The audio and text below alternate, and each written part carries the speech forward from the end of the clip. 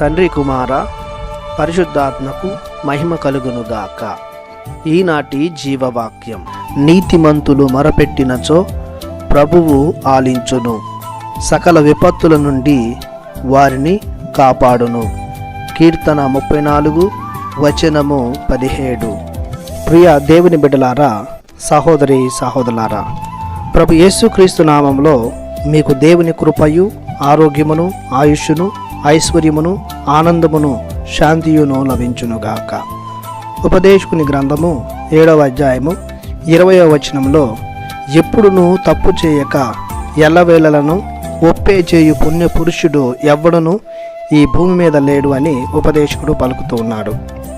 పౌలు రోమిలికి రాసినటువంటి లేఖ 3వ అధ్యాయము 10-12 వచనాల ప్రకారం, నీతిమంతుడు ఎవడునూ లేడు, ఏ ఒక్కడునూ లేడు, అందరును దేవునికి దూరమైన వారే, అందరును దుర్మార్గులే, ఒక్కడును మంచి చేయడు, ఏ ఒక్కడును చేయడు.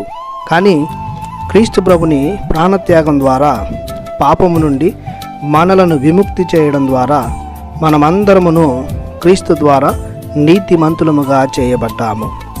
మరియు మనం చేసిన పాపములకు గాను మారు మనసు పొంది పశ్చాత్తాపపడి పాప సంకీర్తనం ద్వారా కూడా మనం నీతిమంతులము అవుతూ ఉన్నాము.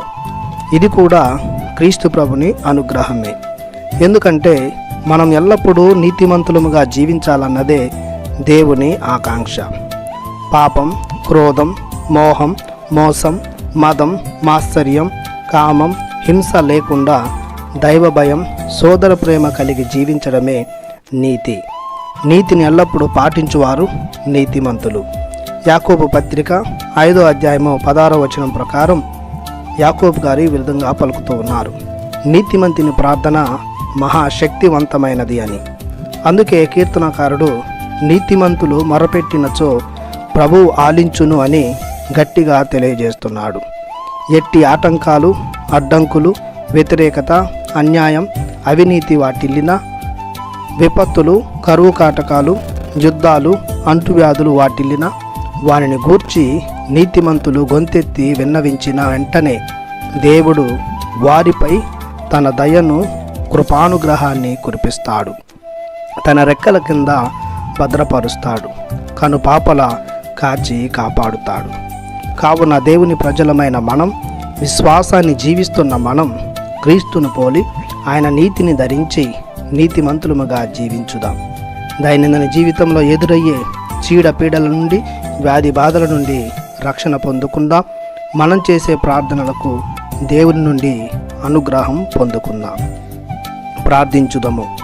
నీతిమంతుడమైన మా దేవ, పరిశుద్ధుడా, పరమోన్నతుడా, మీ ప్రియ కుమారుని యేసుక్రీస్తుని మరణం ద్వారా మమ్ములను పాపము నుండి విముక్తి చేసి నీతిమంతులముగా తీర్చిదిద్దారు. మీకు మా వందనం, మీకు మా స్తోత్రం. మీరిచ్చిన నీతిని, పరిశుద్ధతను మేమెల్లప్పుడూ మా జీవితంలో పాటించే ఆశీర్వాదాన్ని మాకు దయచేయమని మీ ప్రియ కుమారుడు యేసుక్రీస్తు నామములో ప్రార్థిస్తున్నాము తండ్రి. ఆమెన్. దేవుడు మిమ్ము దీవించునుగాక. ఆమెన్.